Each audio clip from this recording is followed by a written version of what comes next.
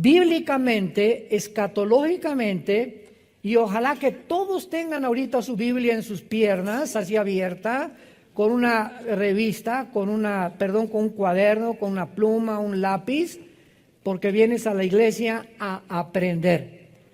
Y es horrible llegar a la iglesia y estar esperando que te pongan ahí un versículo, está muy bien, pero estos estudios necesitan, ¿verdad?, que tú estés en contacto con la palabra de Dios. Dichosos y felices todos ustedes que en esta mañana trajeron sus Biblias. Muy bien, en el libro de Oseas, en el Antiguo Testamento, el libro de Oseas, capítulo 5, versículo 15, y el capítulo 6, versículo 1 y 2, encontramos 2 días proféticos para que puedan ustedes más o menos entrar en razón respecto a la forma como estamos desarrollando esta serie. Les recuerdo que en la Biblia existe la semana de 7 días. Nadie puede explicar quién impuso la semana de 7 días en el mundo. Nadie, más que la Biblia. ¿Por qué son 6 días y el séptimo descansar? 6 por 1, 6 por 1, 6 por 1. Desde el punto de vista nutricional y desde el punto de vista de la salud, Dios en su misericordia sabe que el cuerpo humano necesita descansar. Y cuando un ser humano no descansa el séptimo día, después de 6 días de trabajar, y si tú trabajas el domingo, bueno, el lunes es tu día de descanso, ya no hay ningún Shabbat obligatorio. Esto es importante recordarlo. Ya no tiene que ser el sábado. El cristianismo tiene el día primero de la semana, porque es el domingo, porque Pentecostés vino en domingo, Cristo resucitó en domingo. Los apóstoles comenzaron a juntarse ya no el sábado, sino el domingo, recogían las ofrendas el domingo, etcétera, etcétera. Y muchos trabajan el domingo, entonces el día de descanso es el lunes. La cuestión es que trabaja 6 días y trata el séptimo día de no hacer nada.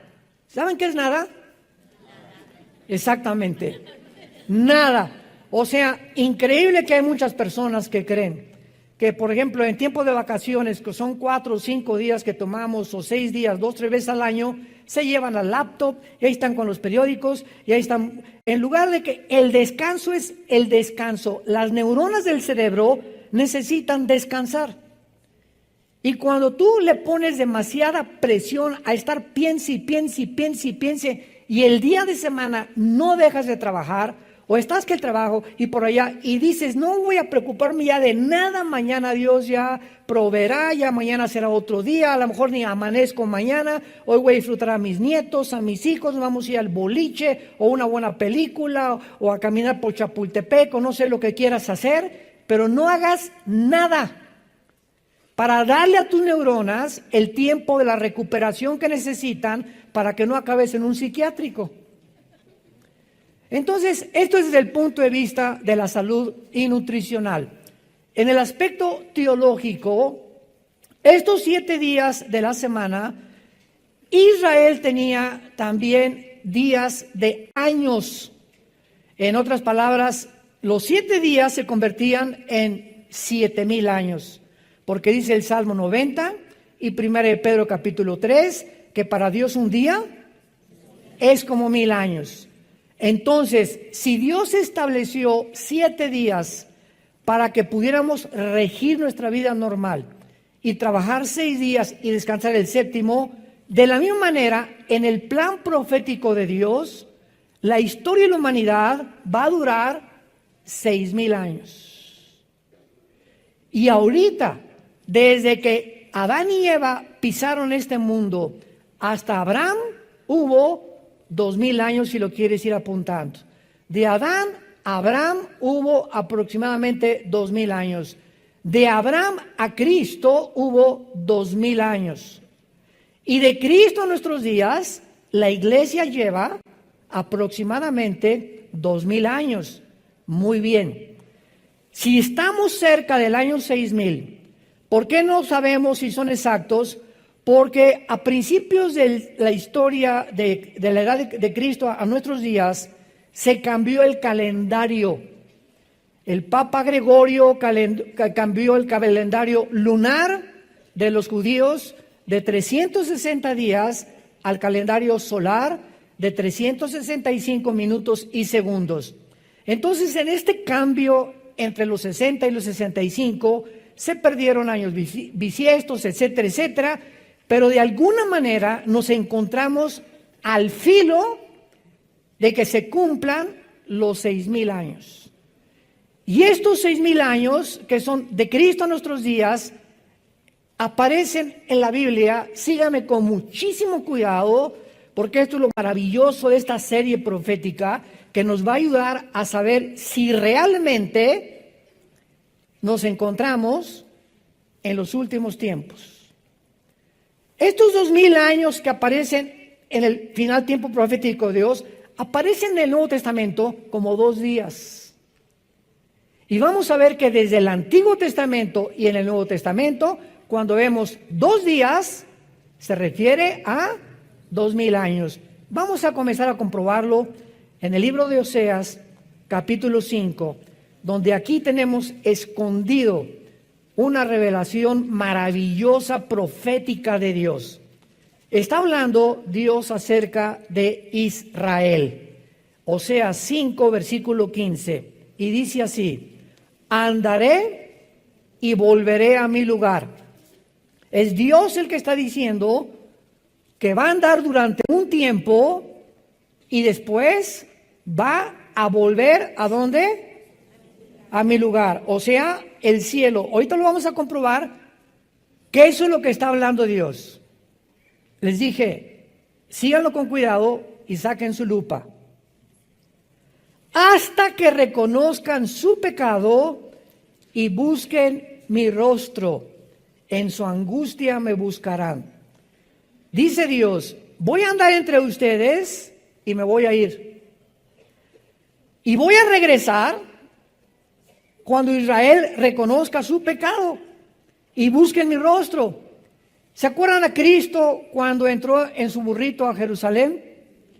Jerusalén, Jerusalén, que matas a los profetas, como la gallina quise buscar a los pollitos y meterte bajo mis alas, pero no me volverán a ver hasta que digan, Baruch Hashem Adonai Eloheinu, bendito el que viene en el nombre del Señor. No me buscarán hasta que me reconozcan que yo soy el Mesías. ¿Y cuándo va Dios a reconocer, cuándo Israel va a reconocer a Jesús? Después de los 2,000 años. Cuando termine la época de la iglesia, viene la tribulación y en estos 7 años Israel se convertirá a Jesucristo. Y lo dice el versículo 15, en su angustia me buscarán, que serán los 7 años de la tribulación. El tiempo de angustia, Jeremías 37 de Jacob, que en el Nuevo Testamento se llama la tribulación. Continuemos el capítulo 6. Vengan, y aquí ya hay muchísimo más profundidad, y volvamos a Jehová, porque Él arrebató y nos curará, hirió y nos vendará. Escuchen, nos dará vida después de 2 días, que no pueden ser de 24 horas, lo vamos a comprobar. En el tercer día nos resucitará y viviremos delante de Él. En 3 versículos se describe todo el panorama de Dios para Israel. Ahora, veamos esto con mucha más claridad. Noten ustedes en el versículo 2 que hay 2 términos que no significan lo mismo, porque ocurren en tiempos diferentes. El primero es tener vida y el segundo es resucitar. La promesa de que dice nos dará vida se cumplió en 1948 del siglo pasado. Cuando los judíos regresaron casi cerca de 2000 años exiliados y dispersados por el mundo a establecer el Estado libre y soberano de la nación de Israel. Ahí Israel renació nacionalmente, pero no espiritualmente.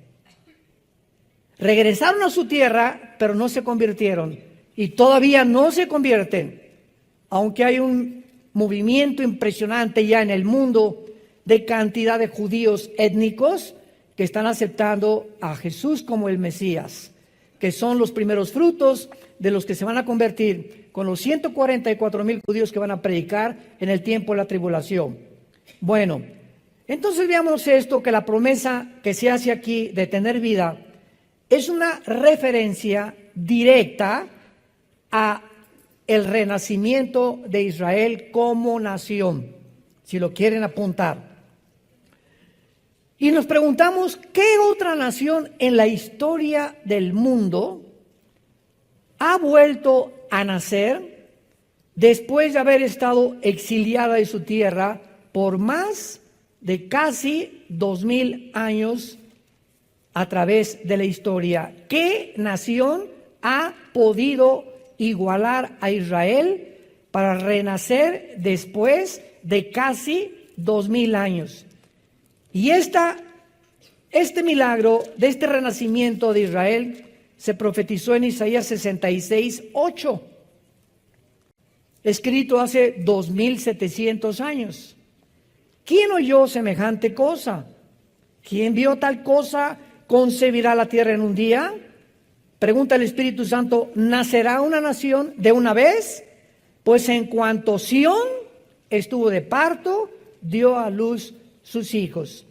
Entonces, Israel, damas y caballeros, señores sociólogos que nos visitan, antropólogos, historiadores, es la única nación en la historia que no ha tenido comparación con ningún estado, con ninguna nación que haya podido, ya no digamos todas las generaciones, por casi 2000 años, ninguna nación en una sola generación, que en la Biblia una generación son aproximadamente como 80 años, de acuerdo al Salmo 90 también, no ha podido ninguna nación de la historia regresar a su religión, a su estado, a su lenguaje. No lo perdieron el hebreo, mezclado con algo de arameo, como en 1948, ante los ojos expectantes del mundo. Me voy a adelantar un poquito, porque las primeras dos guerras mundiales, la Primera Guerra Mundial preparó a Israel para su tierra. Y la Segunda Guerra Mundial preparó a la tierra para los judíos. Increíble, que tuvo que haber dos guerras mundiales para que en la Primera Guerra Mundial los ingleses les quitaran al Imperio Otomano de los turcos el control del Medio Oriente. Cuando en 1923 los ingleses, el general Alibay, entra a Jerusalén y sacan a los turcos y se acabó el Imperio Otomano turco que había prevalecido casi 500 años. Y de 1923 a 1945 los ingleses tenían el control del Medio Oriente.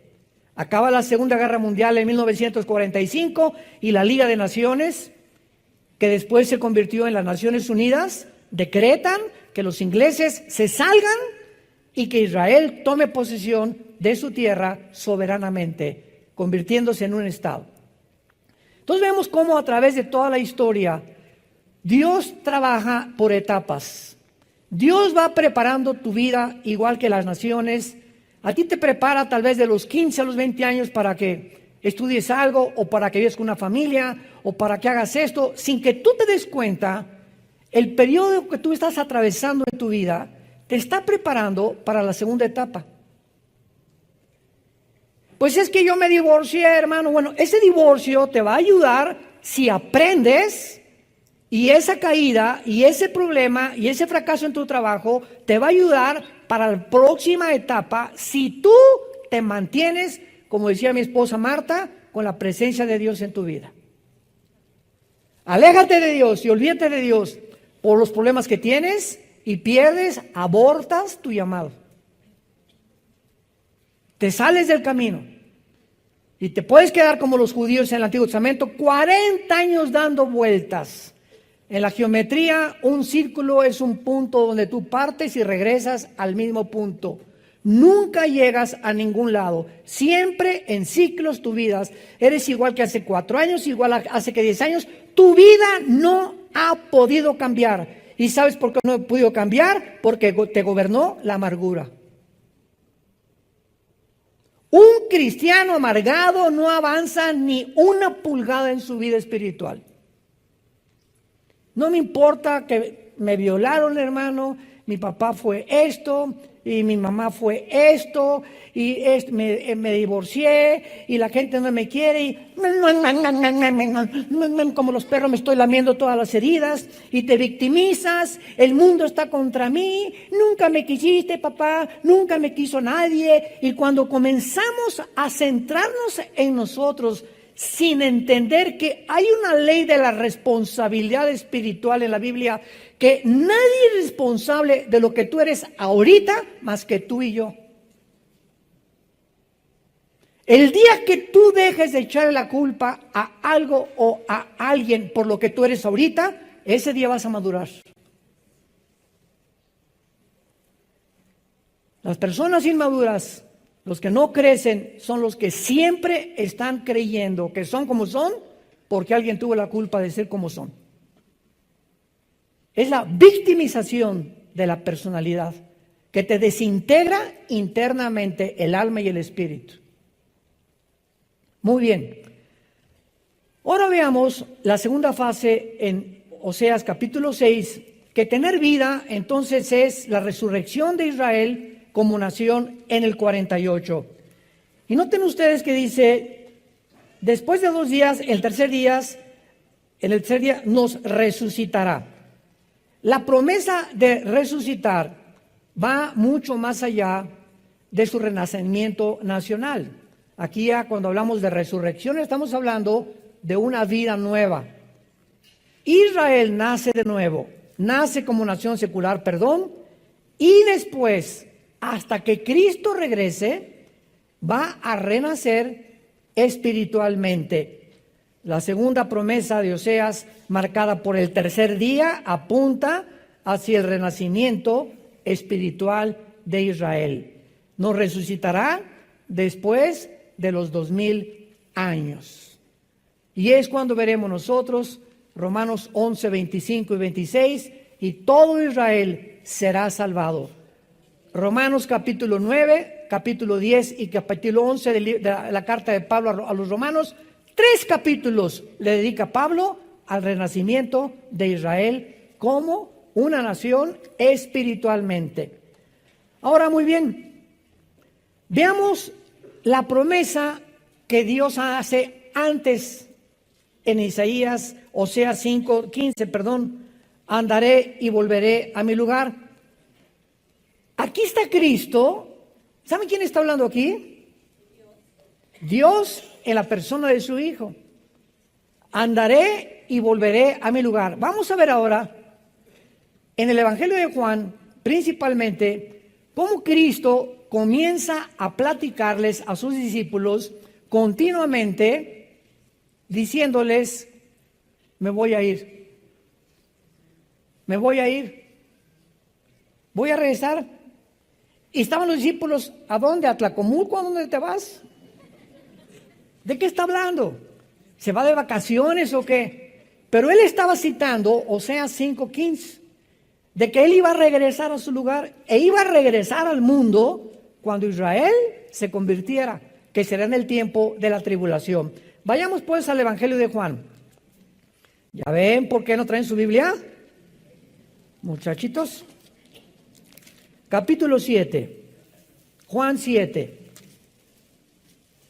Entonces Jesús dijo, Juan 7:33, todavía un poco de tiempo estaré con ustedes e iré al que me envió.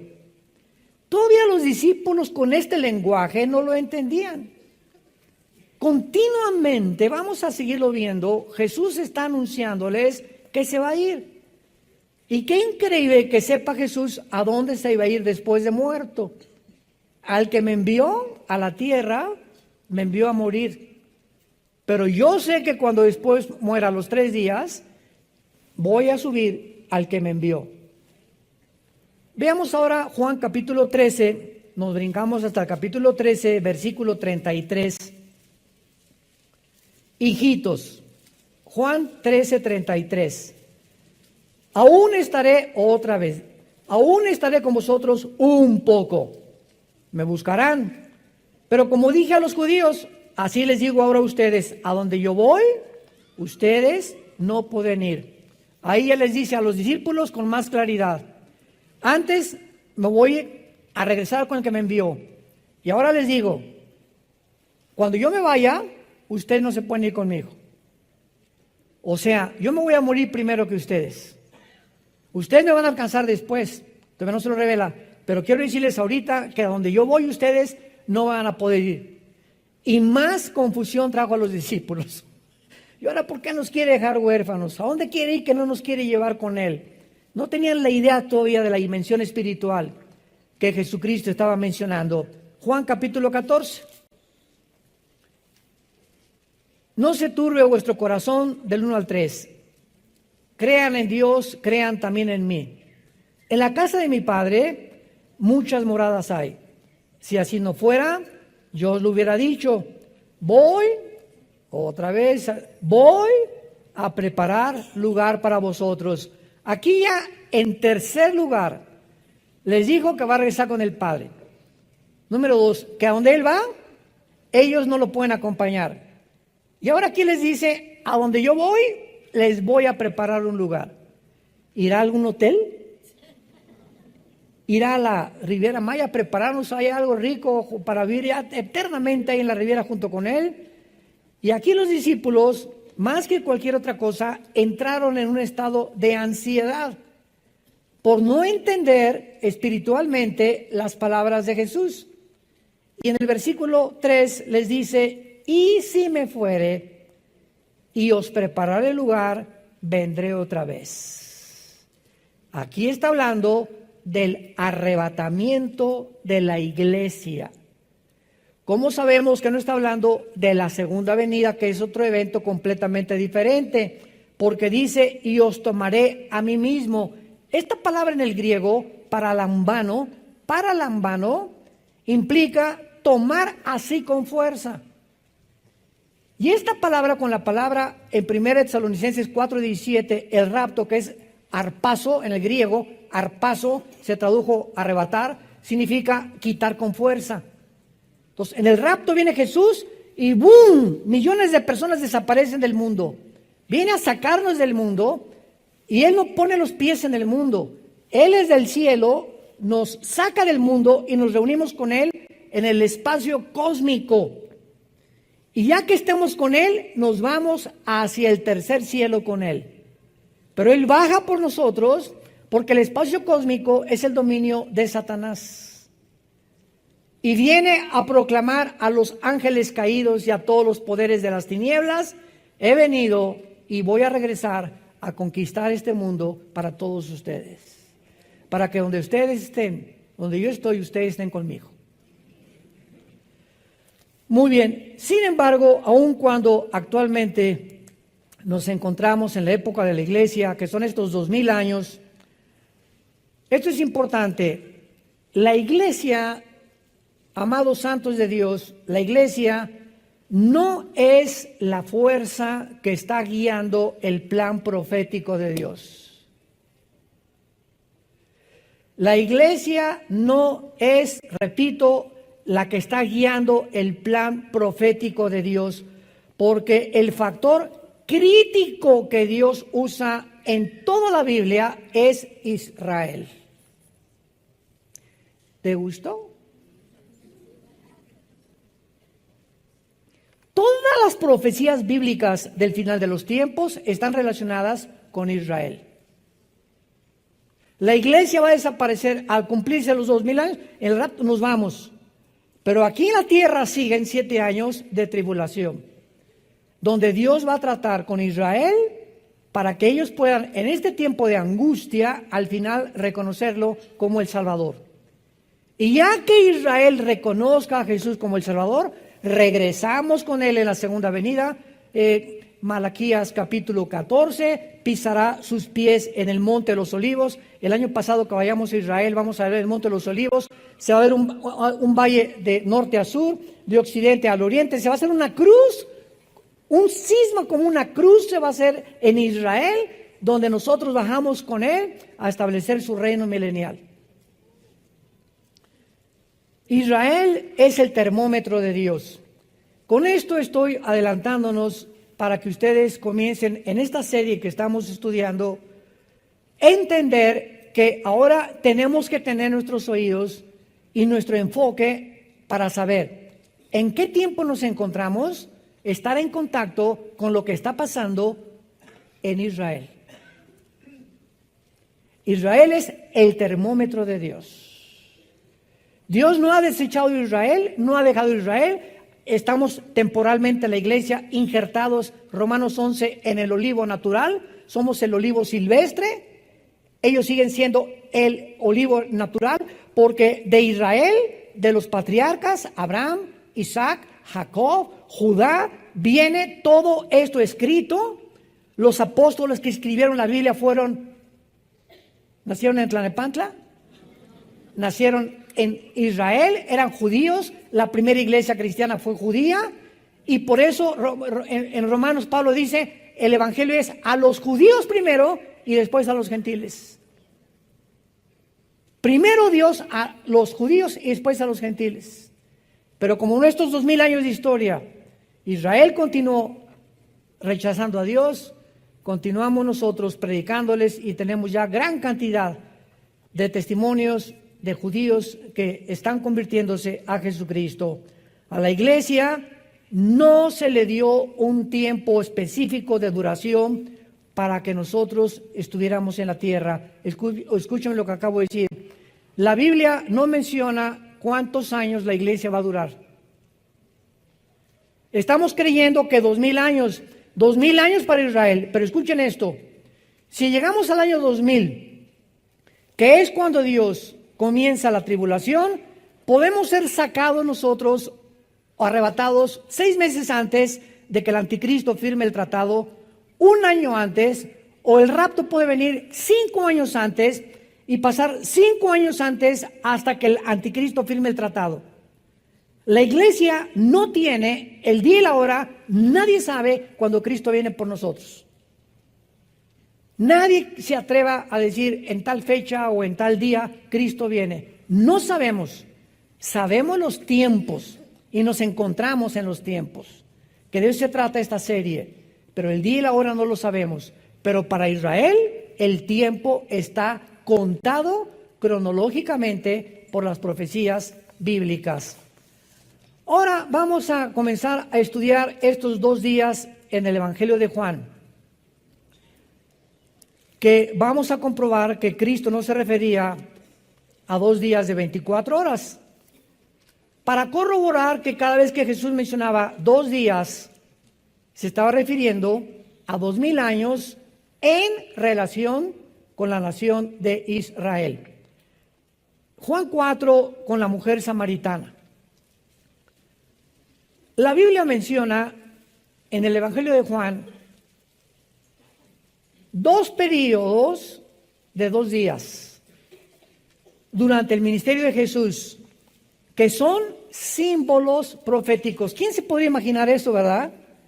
Vamos ahorita 2 días y tienen implicación profética. Cristo no dice 3 días, 4 días al azar o por coincidencia. Cada día, cada coma, cada número que la Biblia menciona tiene un significado profético. No es al azar. Todo lo que Dios ha escrito tiene un significado. Y nosotros somos los responsables en escudriñar, en investigar, en poder resaltar. Y cuando el Espíritu Santo te ve que traes tu Biblia el domingo y que de veras eres una persona de la Biblia y tienes en tu oficina una Biblia, en el baño una Biblia, en tu recámara una Biblia y que estás buscando siempre la palabra de Dios, Dios se va a revelar a tu vida. Porque dice Deuteronomio 4, me buscarás cuando me busques con todo tu corazón. Pero vienes aquí con el Calimán. Ahí traes el periódico contigo ahorita. A ver quién gana, Monterrey o América. Vive la América. Independientemente, ¿verdad? Bueno, este es un chiste nada más. Juan 4, versículo 40. En este capítulo, rápidamente para introducirnos a lo que está antecediendo, Cristo se encontró con la mujer samaritana, todos ustedes lo saben, ¿verdad? En un pozo de Jacob, en la región de Samaria. Cristo le revela a la mujer que Él es el Mesías, que Él es la fuente del agua de la vida.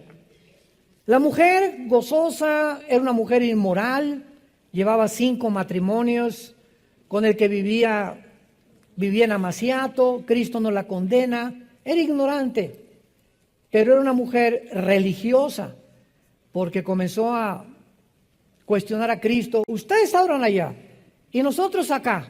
O sea, ¿qué religión es la verdadera? Unos que los mormones, otros que los hindúes, otros que estos. ¿Hay alguna religión que se puede decir cuál es la verdadera? Una pregunta muy válida que hizo la mujer a Jesús. Y la respuesta de Jesús fue, mujer, créeme. ¿Cómo sabemos cuál es lo verdadero? Créele a Jesús. Ve lo que dice la Biblia a Jesús. No hay ninguna religión, Él no vino a fundar ninguna religión. Él vino a que le creyéramos que sus palabras son espíritu, son vida y vida eterna. Y eso te librará y te hará libre de las religiones, de las tradiciones, del paganismo, etcétera, etcétera, si le crees a Jesús.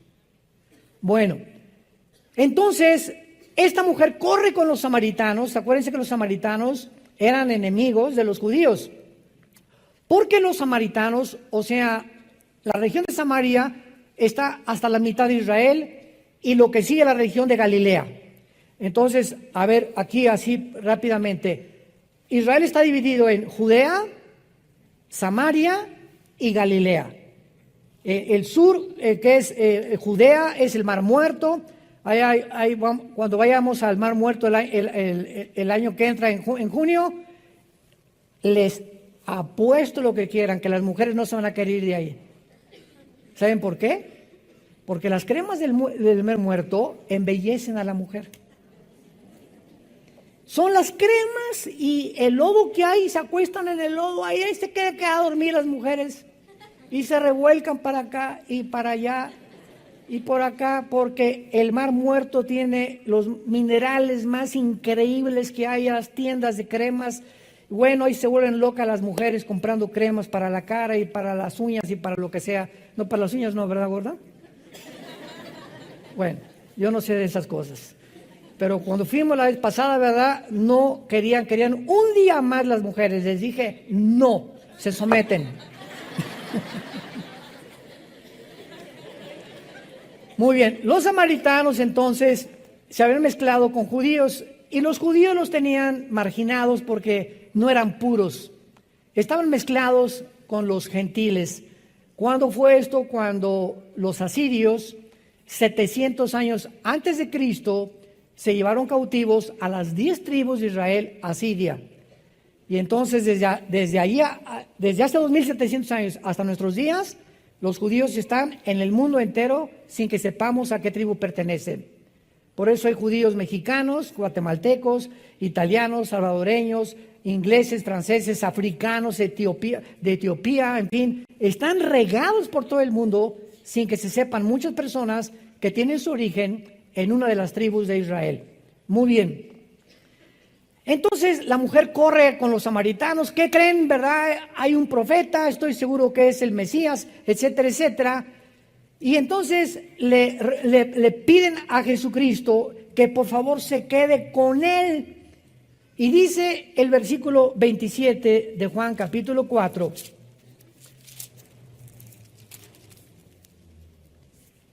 En esto vinieron los discípulos y se maravillaron de que hablaba con la mujer. Sin embargo, ninguno dijo, ¿qué preguntan o qué hablan? Sin embargo, encontramos en el versículo 42, y decían a la mujer, ya no creemos solamente por tu dicho, porque nosotros mismos hemos oído y sabemos que verdaderamente este es el Salvador del mundo en Cristo. 2 días después, salió de allí y se fue a Galilea. Pregunta, ¿por qué Jesús detiene su visita a Samaria 2 días? ¿Por qué 2 días? ¿Qué relación hay en que él se haya quedado 2 días con los samaritanos, con los 2000 años relacionados con la profecía para Israel? Y la respuesta es la siguiente: en todo su ministerio, casi ninguno de los judíos se convirtió. Y en la primera visita a Samaria, casi todos los samaritanos se convierten, los marginados, los desechados del mundo. Y en ese momento, Jesucristo, al decir, me quedo 2 días con ellos, los samaritanos son un tipo de la iglesia. Ellos eran mezclados, gentiles con judíos, y la iglesia, ¿cómo está mezclada en el siglo XXI? Gentiles con judíos también. Y cuando Jesús dice, me quedo 2 días con ustedes, está hablando proféticamente que después de los 2000 años vendría Dios a establecer su trato con los judíos. Qué impresionante que es en un ministerio de 3 años y medio, donde la mayoría eran judíos, se rehúsan a creer en él, y en un solo día en Samaria todos los gentiles casi creen en él. ¿Qué significado tenía, verdad? Que la época de la iglesia está mezclada también, pero predominantemente de gentiles. Ser un reflejo de este ministerio de Jesús que tuvo con los samaritanos. ¿Podríamos alguna vez habernos imaginado esto? ¿Ven cuántas joyas y cuántas piedras preciosas? Ahorita todavía están muchos. Lo comprendo. El año que entra lo vas a entender un poco más. Pero son piedras preciosas y joyas que vamos descubriendo en la Biblia. Y ¿saben cuál es el secreto de la Biblia? La conexión. Estar conectando versículos con otras partes para no sacar de un contexto un texto y hacer un pretexto. Esta es la razón por la cual hay tantas sectas que sacan un versículo sin tomar en cuenta otras partes de la Biblia. Y entonces si no tienes el rompecabezas completo, no puedes enseñar la Biblia, porque estarías enseñando herejías. Y este es lo precioso que tenemos nosotros en la Biblia. Pero vayamos al segundo caso en la Biblia, Juan capítulo 11, donde se encuentran otra vez los 2 días en la resurrección de Lázaro. Esto está tremendo. Capítulo 11 de Juan. Esta es la segunda vez en todo el Evangelio de Juan, donde un periodo de 2 días aparece en la historia de la resurrección de Lázaro. La resurrección de Lázaro. ¿Qué leímos en Oseas? Nos resucitará después de 2 días. ¿Verdad? Ya estamos uniendo cabos, como que ya comienza a ser un poco más claro el rompecabezas. Muy bien, ya hemos visto claramente en el versículo 24 que de una forma sospechosa Marta le dice esto a Jesús. Juan 11:24. Marta le dijo, yo sé que resucitará en la resurrección en el último día. O se tradujo en el día postrero. Marta sabía de alguna forma que para Israel habría un tiempo de la resurrección. Y si Cristo habla de 2 días, está hablando del tercer día que Cristo resucitó. Sin que Marta supiera, como cuando Cristo se presentó ante Pilatos, uno de los sacerdotes de ellos dijo, ¿verdad? Es mejor que un hombre muera y no que mueran todos, profetizando el ministerio que Cristo iba a tener en la redención del ser humano.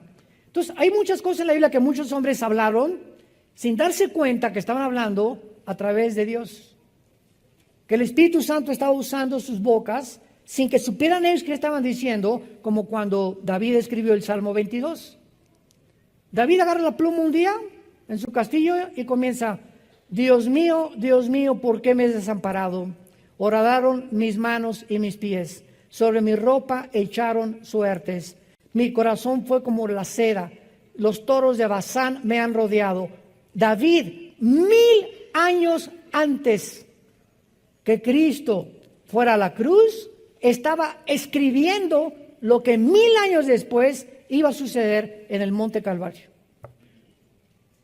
Con detalles. Sobre mi ropa echaron suertes, me crucificaron. Las palabras que Jesús dijo: lama sabactani, Dios mío, Elí, Elí, lama sabactani, ¿por qué me has abandonado? Las escribe David 1000 años antes. ¿Ustedes creen que David sabía lo que iba a pasar en el Monte Calvario? Este es un ejemplo, ¿verdad? Isaías 53, despreciado y desechado entre los hombres, varón de dolores, como que escondimos el rostro de él. ¿De quién está hablando? Del Mesías que vendría 700 años después. Isaías no tenía idea, porque cuando Cristo hace su aparición en el mundo, ninguno de los líderes religiosos, los teólogos, los fariseos, los que conocían más que el pópulos, la teología y la Torá, etcétera, etcétera, no pudieron entender, escuchen con cuidado esto, que el Mesías tenía primero que morir. Y esta fue la trampa del plan de Dios al diablo. Dice en 1 Corintios capítulo 2, si los príncipes de este mundo, o sea, los principados satánicos, hubieran sabido y conocido la sabiduría de Dios, nunca hubieran crucificado a Cristo. Si el diablo hubiera sabido que Cristo iba a resucitar, no se hubiera metido en Judas. De menso lo hace. Pero cuando Cristo resucita, el plan escondido de Dios, ni los ángeles lo conocían, era un secreto entre Dios y su Hijo Jesucristo. Entonces, en el Antiguo Testamento, lo único que aparece es un Mesías, pero la mayor parte de ellos creían que era el Mesías o el descendiente de David. Y cuando el Cristo toca y tienta el diablo a Cristo en el desierto, le dice: si tú eres el Hijo de Dios, realmente di esas piedras, o sea, si tú no eres el descendiente de David, sino que si eres el Hijo de Dios, pruébame que tú eres el Hijo de Dios. El diablo sospechaba, pero no estaba seguro que era el Hijo de Dios. Ahora alguien podría preguntar: oiga, pero cuando entró Cristo a una sinagoga, los demonios lo reconocieron. Escuchen, sabemos quién eres, el Cristo, has venido a atormentarnos. Es toda la información que tenían. Sabemos que eres el Mesías, el Cristo, que significa el Mesías. Pero no sabían el plan, que tenía que morir. Oye, hermano, pero después de cuando les comenzó a preguntar a los discípulos, y es necesario que el Hijo del Hombre sea entregado en manos de pecadores y al tercer día resucite, pues el diablo no estaba oyéndolo. Escucha esto: si tú no tienes al Espíritu Santo, aunque oigas esto, no lo vas a entender.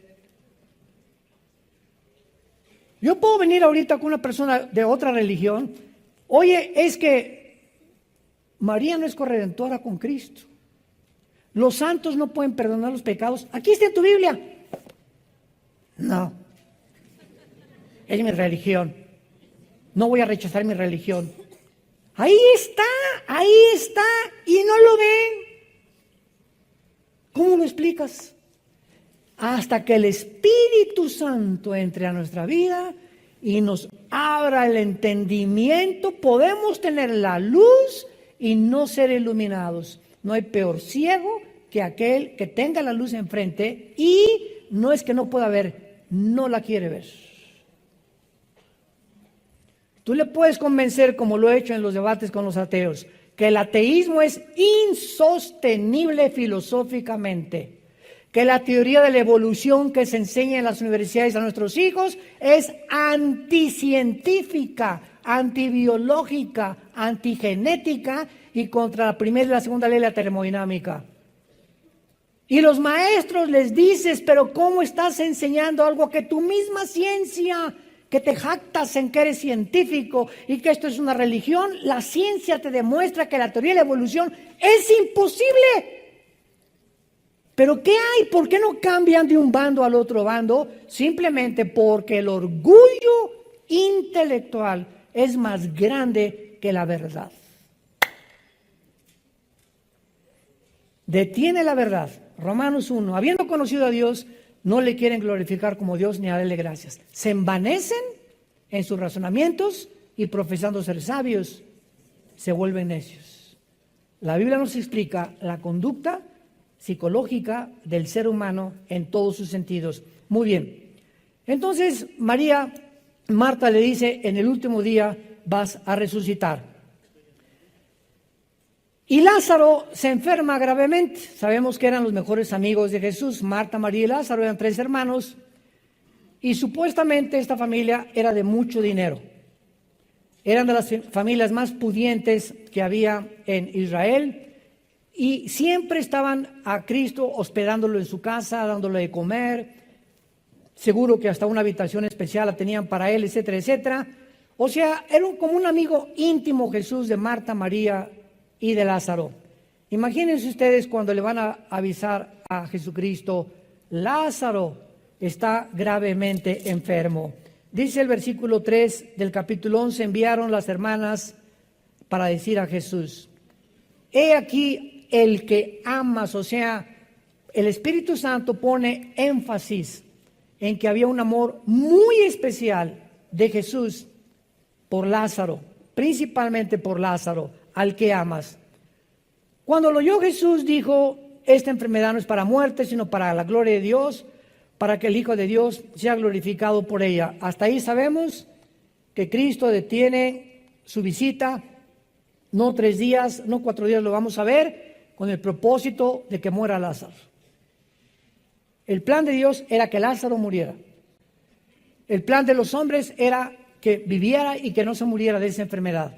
Pero los pensamientos de Dios no son nuestros caminos y son más altos que los de nosotros. Entonces hay muchas decisiones de Dios que Él toma que van mucho más allá de lo que creemos que sería mejor para nosotros.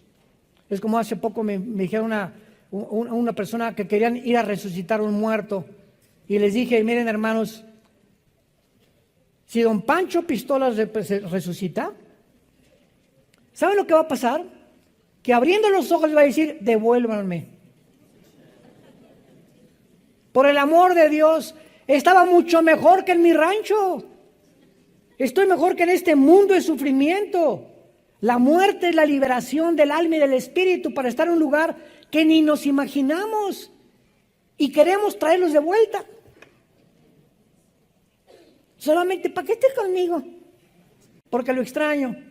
Y claro que es lógico eso, ¿verdad? Y quisiéramos que no perdiéramos a los seres queridos, pero cuando el cristiano sabe que una persona de la familia ha partido con el Señor y está en un lugar 1000 veces mejor que en este mundo, ese es un consuelo que te da para tener paz en tu vida y seguir viviendo para Cristo y no vestirte de negro 5 años. Muy bien. Entonces le envían a Jesucristo y dice el versículo 6, cuando oyó pues que estaba enfermo, se quedó 2 días en el lugar donde estaba. ¿Por qué 2 días? Siempre pregúntate en la Biblia, ¿por qué? ¿Por qué? ¿Por qué? ¿Por qué es esto? El mundo de los por qué que pertenece a los niños. ¿Por qué los globos se elevan, papá? ¿Por qué en el avión veo como hormiguitas a la gente? ¿Por qué esto? ¿Por qué lo otro? ¿Por qué se hace caliente el agua? ¿Qué es lo que calienta el agua? ¿Por qué el agua se evapora? Y los niños tienen 1000 preguntas y crecemos, llegamos a los 50 años y dices, ya lo chepo todo. Qué feo, ¿no? Cuando hay tiempo de preguntas y respuestas en los seminarios que tenemos, veo cantidad de cristianos que no tienen preguntas. ¿Cómo no lees la Biblia? Oye, leo la Biblia y 1500 dudas salen. Nunca podremos conocer la respuesta a todas las dudas, seríamos dioses. Entonces, mientras estemos en un mundo limitado y la mente de Dios, que es la palabra de Dios, tendremos 1000 dudas. Y el secreto es no quedarte con las dudas, investigar, preguntar, porque Dios quiere responderte. Entonces se queda 2 días y la pregunta es ¿por qué? ¿Por qué 2 días se queda Jesús en Betania? Intencionalmente Jesús retrasa su viaje. Ni siquiera acabé y miren, ya están. Qué malintencionados, ¿verdad? Para manifestar el poder de Dios en la resurrección. Pero tenemos aquí algún tono profético para su retraso de 2 días. Es la pregunta que tenemos que contestar. Ya sabemos que los 2 días para que resucitara y corroborar que al tercer día también le iba a resucitar, porque entonces al tercer día resucita Cristo a Lázaro, proféticamente anunciando y señalando su resurrección. Pero ¿habrá algún tono profético relacionado con los 2 días de Israel? ¿Está Lázaro representando simbólicamente a Israel? ¿O estaba Jesús insinuando nada más que la muerte de Israel, o que la muerte de Israel como nación duraría 2 días? La resurrección de Lázaro fue un milagro. ¿Quién lo puede negar? Pero solo fue una resurrección física, porque recuerden que él resucitó y volvió a morir.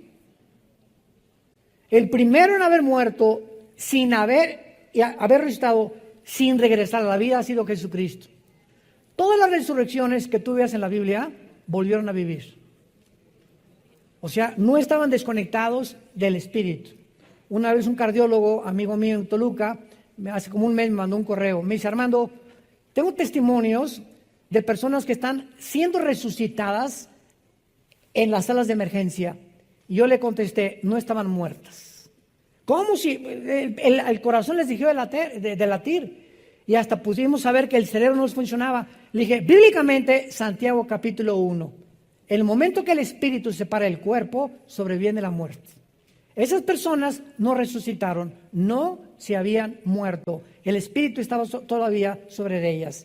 Así que no resucitaron a ellas. Simplemente Dios, el espíritu lo volvió a meter para que siguieran viviendo. No es hasta que el espíritu se separa bíblicamente del cuerpo que sobreviene la muerte clínica. Mientras tanto, le dije, me dijo, tienes toda la razón. Y este hermano es un cardiólogo de mucho respeto en el Estado de México. Entonces vemos nosotros que la resurrección de Lázaro fue un milagro, pero fue solamente una resurrección física. No recibió la inmortalidad de su cuerpo glorificado, o sea, que no volvería a morir. El espíritu de Lázaro aún está esperando la resurrección y la glorificación junto con nosotros. Después de 2 días, Israel ha sido resucitado, como lo leímos en el libro de Oseas. Mientras que Israel ya abandonó la oscuridad total de su tumba nacional, aún no ha entrado Israel a la resurrección espiritual. ¿Se acuerdan de Oseas? Nos darás vida y después la resurrección. A Lázaro se le dio vida, pero su resurrección está esperando hasta el día de Jesucristo. Entonces, en estos 2 días, Cristo corroboraba y confirmaba a Israel que verdaderamente el plan para él era que las profecías se cumplieran hasta después de 2000 años. ¿En qué tiempo nos encontramos? Estamos así de los 2000 años. Y vamos a ver en la próxima conferencia ahorita que sigue que estos 2000 años son impresionantes relacionados con Israel. Rápidamente para terminar, porque se acabó el tiempo. De Adán a Abraham hubo 1948 años. ¿Quién fue Abraham? El padre de Israel. De Adán a Abraham hubo 1948 años. El primer Adán. El segundo Adán, ¿quién fue? De Jesucristo a Israel hubo 1948 años. ¿Coincidencia? Se las dejo de tarea. Te damos gracias, Padre, por tu palabra en esta maravillosa tarde.